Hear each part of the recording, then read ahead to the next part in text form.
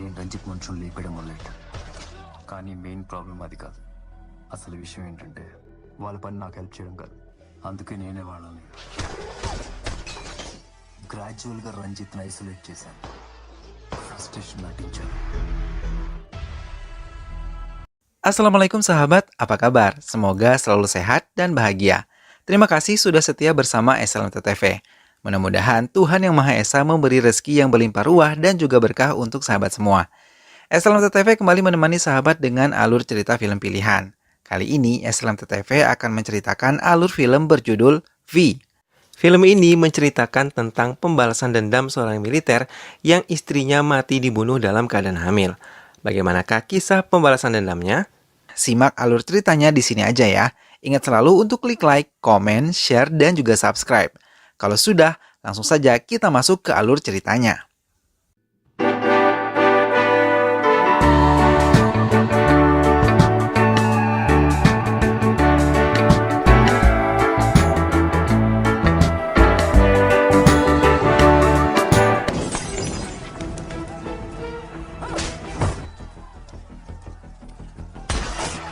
Kerusuhan terjadi di kota Tapacabutra. Pelaku membantai semua yang ada di sekitarnya. Mereka membunuh tanpa belas kasihan sama sekali dan membakar semua yang ada di dekat mereka. Misi itu dipimpin oleh seorang polisi senior bernama Pratap dan seorang polisi lain bernama Aditya. Aditya akhirnya berhasil menaklukkan para mafia dan menangkap beberapa anggota mafia yang selamat.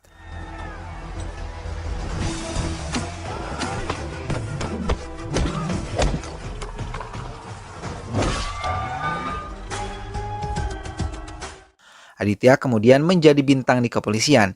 Ia mendapat banyak penghargaan atas keberhasilannya menjaga negara. Aditya kemudian berkenalan dengan seorang gadis bernama Aporva, seorang gadis cantik dan juga cerdas lulusan ilmu psikologi yang bercita-cita menjadi seorang penulis. Pratap yang ditemukan tewas membuat Aditya berniat menyelidikinya. Saat berkunjung ke rumah Aporva, ia menceritakan tentang kematian Pratap dan sekaligus bertanya apakah Aporva mengenali Pratap. Aporva mengatakan ia sempat melihat Pratap di kafe. Namun saat ia sudah mulai dekat, Aporva mendapat berita Pratap tewas dibunuh.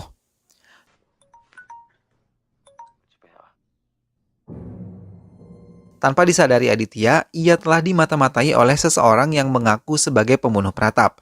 Aditya meminta Mansur untuk menyelidiki keberadaan penelpon misterius itu melalui GPS di nomor provider. Namun saat ia mengikuti GPS yang diberikan Mansur, Aditya diantarkan ke sebuah pasar.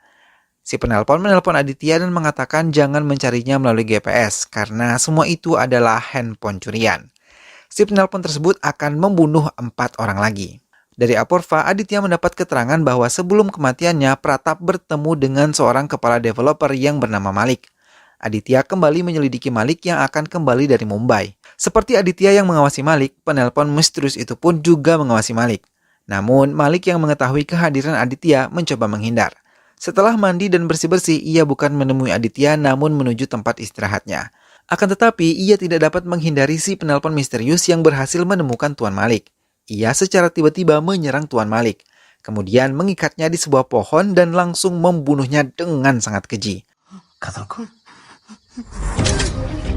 Si penelpon gelap itu menempelkan secari kertas di dahi Tuan Malik. Aditya yang mendapat berita Tuan Malik tewas segera berlari menuju tempat kejadian. Ia melihat mayat Tuan Malik berlumuran darah. Bagian forensik yang memeriksa mayat Tuan Malik menemukan secari kertas di dalam mulut Tuan Malik yang bertuliskan, "Burung bukan burung. Potonglah ekornya, carilah matahari di tengah-tengah kegelapannya." Aporva memberanikan diri mengunjungi Aditya ke rumahnya. Aporva menceritakan saat ia menemui Prasad yang sedang berbicara dengan Tuan Malik. Mereka diancam akan dibunuh oleh seseorang. Sambil mendengarkan keterangan Aporva, Aditya memandangi foto kertas yang berada di tubuh Malik. Ia memperhatikannya dengan cermat. Dalam kertas tersebut terdapat huruf V. Aditya menarik kesimpulan, V ini adalah dalangnya. Aditya meminta Mansur menyelidiki Pratap dan Malik apakah memiliki teman atau anak buah berinisial V. Mansur mengabari bahwa salah satu anak buah Prasad ada yang bernama Vicky. Mendengar itu, Aditya membawa beberapa polisi untuk mendatangi alamat Vicky yang telah didapat dari Mansur. Sesampainya di tempat Vicky, anak buah Aditya membawanya ke kantor polisi untuk dimintai keterangan. Namun mereka tidak menyadari bahwa si penelpon misterius itu sedang memperhatikan mereka. Dia tepat berada di kamar sebelah Vicky.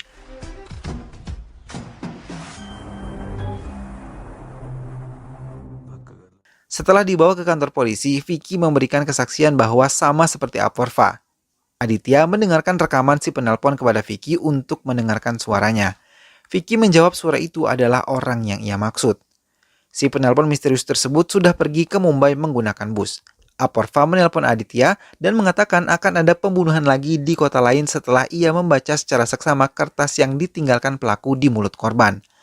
Aporva juga mengundang Aditya ke acara makan malam bersama keluarganya. Sementara si penelpon misterius tersebut sudah berada di Mumbai dan mempersiapkan pembunuhan selanjutnya. Aditya bersiap datang ke rumah Aporva dengan membawa seikat bunga. Saat sedang merasakan kehangatan keluarga Aporva sambil makan malam, Aditya mendapatkan petunjuk dari teka-teki di kertas tersebut. Ia segera menelpon Mansur memintanya memesan tiket tercepat ke Mumbai. Aditya juga menelpon Fares, bagian forensik, untuk menyelidiki lebih teliti kertas di mulut Malik. Tidak lama di bagian forensik mengatakan bahwa kertas tersebut mirip sebuah logo hotel di Mumbai. Mendengar itu semua, Aditya izin pulang dari rumah Aporva. Di tengah perjalanan, Aditya menelpon pihak kepolisian Andheri untuk bekerja sama dan menyelidiki hotel yang dimaksud oleh Aditya. Secepat mungkin Aditya terbang ke Mumbai dan menelpon polisi di kota itu untuk bertemu di daerah Gua Mahakali letak Hotel Wismas berada.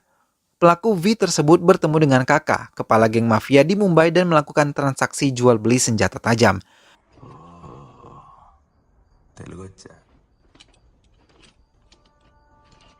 Namun tanpa diduga, V menyerang seluruh anak buah kakak dan terakhir ia membunuh kakak dengan sangat keji.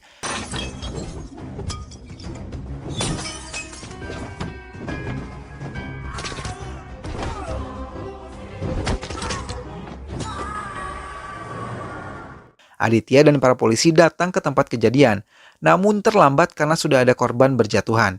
Aditya sempat bertemu dengan V dan berusaha mengejarnya, namun Aditya gagal menangkap V. Aditya kembali lagi ke tempat kejadian dan melihat korban yang dibunuh oleh V. Kembali V menelpon Aditya. Kini ia sedikit membuka identitas dirinya kepada Aditya dengan cara mengirimkan foto semasa mereka duduk di bangku SMP.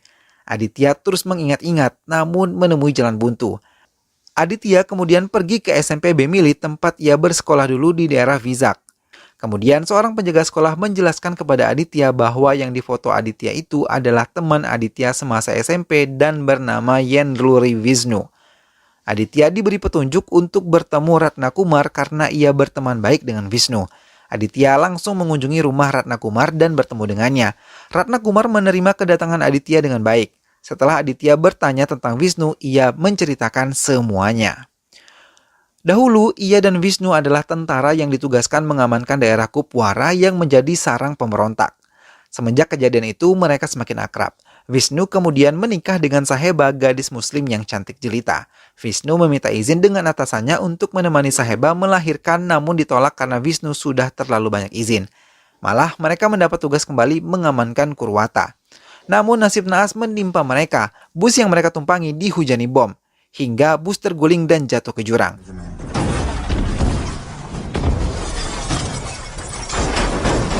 Kejadian itu membuat kedua kaki Ratna Kumar terluka parah dan harus diamputasi. Kemudian sejak kejadian itu Ratna Kumar tidak pernah berjumpa dengan Wisnu. Ratna Kumar malah mendapat kabar bahwa Saheba meninggal dunia akibat kerusuhan yang terjadi di Tapa Cabutra tahun lalu pada acara Muharram umat muslim.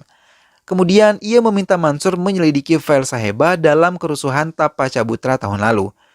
Sesampai di kantornya, Aditya dan anak buahnya yang lain memutar kembali rekaman CCTV di daerah kerusuhan. Namun mereka tidak menemukan Saheba terbunuh di sana. Kemudian Mansur mengatakan bahwa Saheba di kota ini mengenal Rashid. Setelah mendapat alamat Rashid, Aditya langsung menuju ke sana. Aditya berhasil menemui Rashid. Ia meminta keterangan kepada Rashid. Kemudian Rashid mengatakan bahwa ia dan Saheba tidak mengenal dekat satu sama lain. Orang tua Rashid, ia dan Saheba adalah korban sebuah bom di daerah Gokul. Dari peristiwa itu, Rashid bertemu dengan Saheba juga karena mereka tinggal di panti asuhan yang sama setelah kejadian itu. Rashid terakhir bertemu dengan Saheba saat acara Muharram di Tapa Cabutra. Kemudian terjadi kerusuhan, ia bersembunyi dan mengira Saheba pun bersembunyi menyelamatkan diri. Rashid mengatakan bahwa Saheba mau ke toko emas. Semenjak itu, ia tidak pernah lagi bertemu dengan Saheba. Aditya dan Mansur pergi ke toko emas yang ada di daerah Tapa Cabutra. Ia menemui langsung pemiliknya dan meminta keterangan saat kerusuhan itu terjadi. Aditya juga menunjukkan foto Saheba, namun si pemilik toko tidak mengingat semua pengunjung yang datang. Pun rekaman CCTV dihapus setiap bulannya. Aditya meminta anak buahnya untuk mengawasi toko emas dan pemilik tokonya. Saat V menelpon kembali, Aditya langsung membeberkan identitas V. Aditya pun menjelaskan bahwa V membantai semua orang karena kematian Saheba di peristiwa kerusuhan tahun lalu. Maka Adityalah yang berhak menyelidiki peristiwa itu kembali dan akan menghukum berat dalang dari itu semua. Namun V tidak mempercayainya. Ia menganggap Aditya hanya anjing penjaga dari semua koruptor yang ada di kota itu, yang selalu melindungi musuh dalam selimut negara. Anak buah Aditya memberi info kepadanya bahwa ada seorang wanita separuh baya yang mereka curigai. Aditya segera meminta mereka menyelidiki data diri dan alamat si wanita tersebut. Setelah mendapatkannya, Aditya dan Mansur langsung mendatangi rumah wanita tersebut yang bernama Ramani. Ternyata ia adalah istri pemilik toko emas. Ramani menceritakan bahwa ia memiliki asrama selama 5 tahun belakangan ini. Asrama itu ia beri nama Rumah Wanita Kalpataru, di mana di dalamnya adalah wanita-wanita yatim piatu dan berasal dari jalanan. Di asrama tersebut, Ramani memberi pendidikan kepada mereka. Namun Ramani juga menjual mereka kepada pejabat-pejabat negeri ini sebagai pemuas nafsu mereka. Sedangkan Pratap adalah polisi yang melindungi usahanya dan sebagai imbalannya, Ramani harus hidup bersama dengan Pratap memenuhi nafsu bejatnya. Tapi tiba-tiba salah satu anak dari asrama bernama Ayes melihat dan menyaksikan sendiri temannya Kalyani diperkosa oleh 3 orang sekaligus. Kemudian Ayes merekam kejadian tersebut dan melarikan diri dari asrama. Ayes melarikan diri menemui Sadik Hasan, seorang pemberani di kota Tapacabutra, yang terkenal selalu melindungi orang-orang miskin dan anak-anak yatim piatu. Ayes menceritakan yang terjadi pada dirinya dan memberikan video tersebut dari HP-nya. Namun setelah melihat rekaman tersebut, ia mengubah niatannya. Sadik Hasan melihat dan mengenal salah satu pelaku pemerkosaan itu adalah Ranjit, anak Menteri Dalam Negeri. Sadik Hasan kemudian berencana memeras Mendagri dengan meminta uang sebanyak 500 miliar dan meminta jatah proyek yang sedang berjalan sebanyak 25% atau jika tidak ia akan menyebarluaskan video tersebut di dunia maya. Mendagri mengatakan semuanya kepada Ranjit anaknya. Ranjit meminta negosiasi dengan Sadik Hasan. Namun di balik itu Ranjit berencana menghabisi Sadik Hasan. Namun ia tidak mau mengotori tangannya sendiri. Maka ia berencana membuat kerusuhan di upacara Muharram untuk membunuh Sadik Hasan. Ranjit mengajak semua gangster yang ada di daerahnya sekaligus mengajak mafia dari Mumbai yang diketuai oleh kakak. Semua berjalan sesuai rencana. Sadik Hasan tewas dalam peristiwa itu, dan Ranjit menjarah semua isi rumah Sadik Hasan. Ayes berlari dan bersembunyi di antara puing-puing kerusuhan hingga Pratap melihat Ayes. Namun saat bersamaan ia pun melihat Aditya. Maka Pratap meminta Ramani untuk mengalihkan Aditya sementara Pratap meminta anak buahnya mengejar Ayesha. Mereka berhasil menangkap Ayesha dan membunuhnya dengan kejam serta membakarnya. Saat Aditya menanyakan tentang Saheba, Ramani tidak mengenal atau melihat Saheba dalam kerusuhan itu.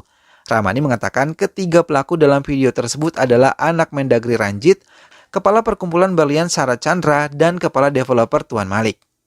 Aditya meninggalkan rumah Ramani setelah mendapatkan semua keterangan yang dibutuhkan. Aditya kemudian berpikir Wisnu telah membunuh Pratap, Malik, dan kakak. Kemudian akan membunuh Syarat dan juga Ranjit. Aditya mengingat kode terakhir yang ditinggalkan di tubuh kakak berhubungan dengan Syarat. Aditya dan anak buahnya menyelidiki data-data tentang Syarat. Syarat berhasil ditemukan lebih dahulu oleh Wisnu yang tengah berkencan dengan gadis lain bernama Catherine. Wisnu melepaskan gadis tersebut, sementara ia memukul Syarat hingga pingsan dan mengikat tubuh Syarat di jok mobil.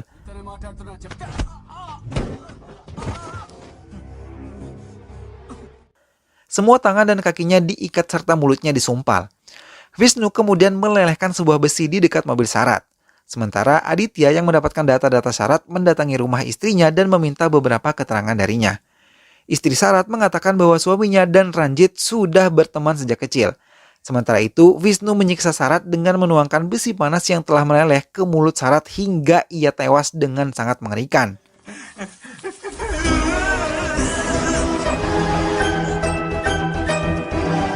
Aditya kemudian mendapat telepon dan menanyakan kepada istri Syarat apakah mobil dengan plat TS10GJ0001 adalah mobil Syarat. Istri Syarat mengiyakan pertanyaan Aditya tersebut. Pada pagi harinya, Aditya mendatangi tempat kejadian. Ia melihat korban telah tewas dalam keadaan mengerikan dan lagi Wisnu memberi kode di secari kertas yang ditempel di dahi korban. bertuliskan hanya ikan paus yang tersisa. Aditya kembali ke kantornya dan menyimpulkan di depan atasannya bahwa V adalah dalang dari semua pembunuhan keji ini. Semua korbannya itu adalah orang-orang yang harusnya bertanggung jawab terhadap kerusuhan tahun lalu. Aditya juga menceritakan tentang petunjuk terakhir yang berhubungan dengan Ranjit karena ia akan mengadakan pesta ulang tahun di pulau pribadinya di daerah Thailand. Maka Aditya meminta atasannya untuk bisa mengizinkannya mempunyai tim khusus di bawah komandonya untuk menangkap Wisnu. Atasan Aditya akhirnya menyetujuinya. Wisnu telah tiba lebih dahulu ke Thailand dan langsung menuju Pulau Paus di mana pesta Ranjit akan digelar. Sampai di Pulau Paus, ia melihat penjagaan yang sangat ketat di dalamnya. Namun tanpa membuang waktu, ia langsung menembaki mereka. Pesta pun berubah menjadi mencekam.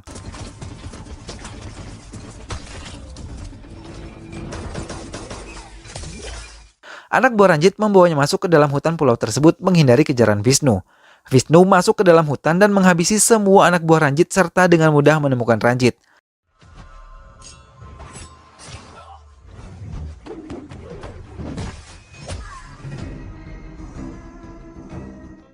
Tanpa membuang waktu, ia menghujani tubuh Ranjit dengan banyak tusukan hingga sekarat.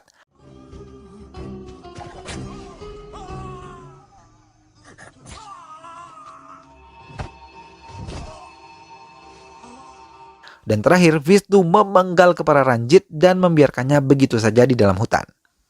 Kembali, Aditya datang terlambat dan telah melihat mayat Ranjit tengah memangku sendiri kepalanya.